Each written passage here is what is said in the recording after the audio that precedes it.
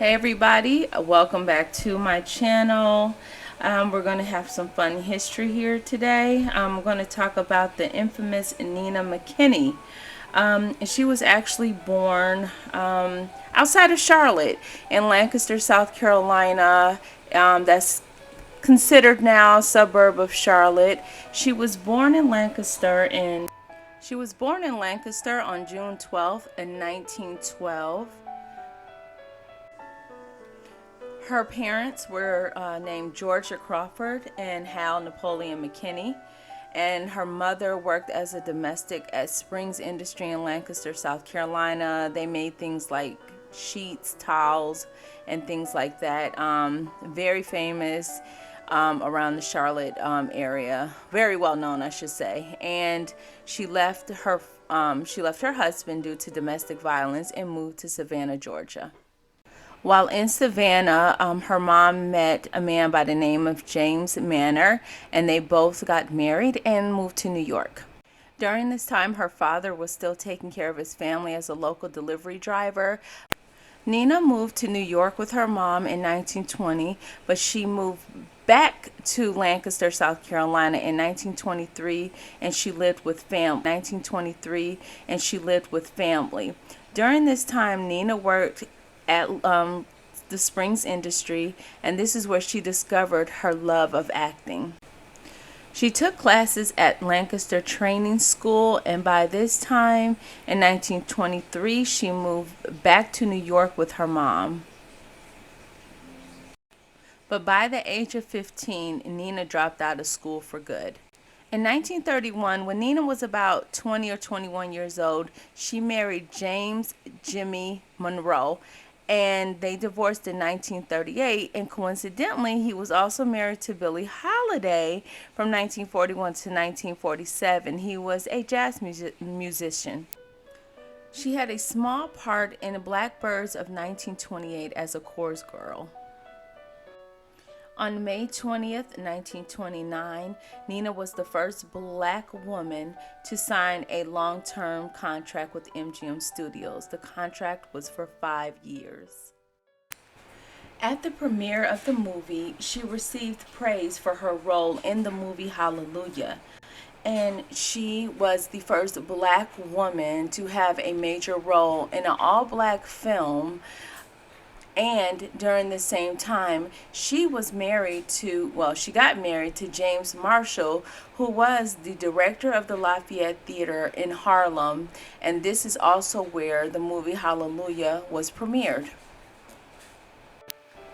Nina then moved to California, and this is where she completed her contract with MGM, and she acted in other movies. But due to racism and due to Nina being a black woman, it was very hard to cast her, especially in films that would portray interracial love. And back in the 20s and 30s, 40s and 50s, that was a big no-no in Hollywood. And so she was very limited on her acting roles.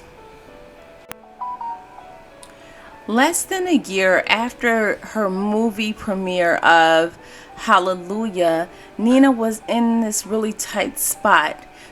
MGM wasn't promoting her like that anymore. She was getting tired of MGM. And so she decided to do a Midwest tour that included Chicago, St. Louis, Kansas City, Cleveland, and Pittsburgh. And during this time, Nina had some controversy.